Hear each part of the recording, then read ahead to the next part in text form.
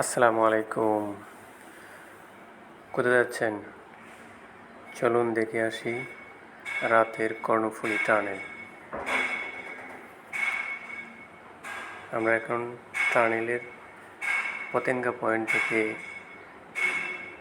টানেলে প্রবেশ করছি।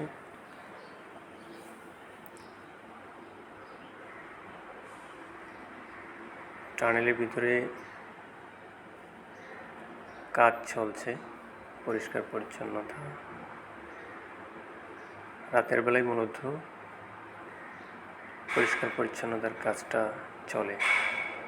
ধুলাই মোছাই, কোনো লাইট, কোনো ক্যামেরা, কোনো ফ্যানে কোনো প্রবলেম থাকলে এটা রাতেই সলভ করা হয়।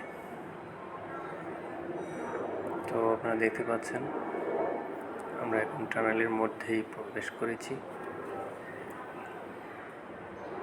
আপনার সাইটে লক্ষ্য করলে দেখতে পারবেন টানেলের এক পাশ থেকে আরেক পাশে যাওয়ার রাস্তা রয়েছে। টানেলের ভিতরে যখন কাজ করে রাত্রে, তখন রাস্তা এভাবে দুভাগ করা হয়।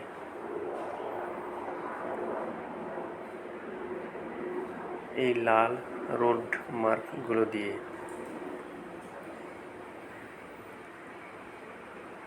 যতটুকু অংশে কাজ করে ততটুকু অংশে এই লাল রোড মার্ক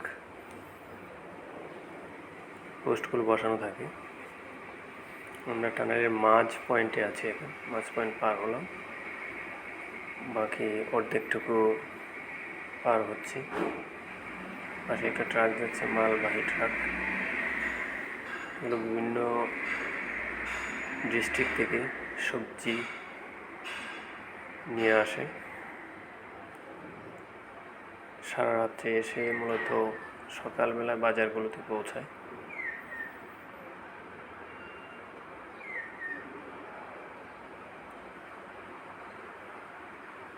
টানেলের উপরের দিকে খেয়াল করলে দেখবেন বড় বড় খাঁচার মতো দেখতে পাওয়া যায়।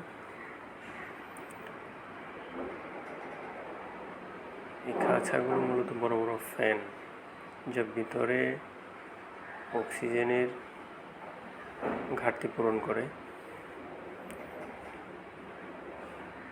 সাইডে টেলিফোন রয়েছে, ইমার্জেন্সি কোনো কিছু হলে এখান থেকে সরাসরি টেলিফোন করা যায়। কিছু দূর পর পর সিসি ক্যামেরা রয়েছে। তো আরেকটা জিনিস আপনাদেরকে বলে রাখি, টানেলের ভিতরে কখনো গাড়ি থামিয়ে গাড়ি থেকে নেমে ছবি তোলার চেষ্টা করবেন না, কারণ এতে দণ্ডনীয় অপরাধ রয়েছে।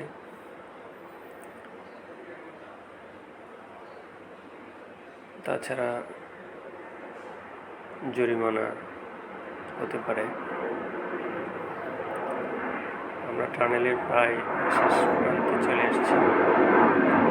এই প্রান্তটা হচ্ছে আনোয়ারা পয়েন্ট।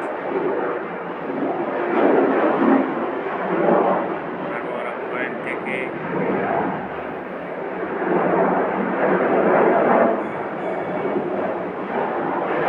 সামনে টোল প্লাজা। আজকে টোল প্লাজাটা দেখাবো না,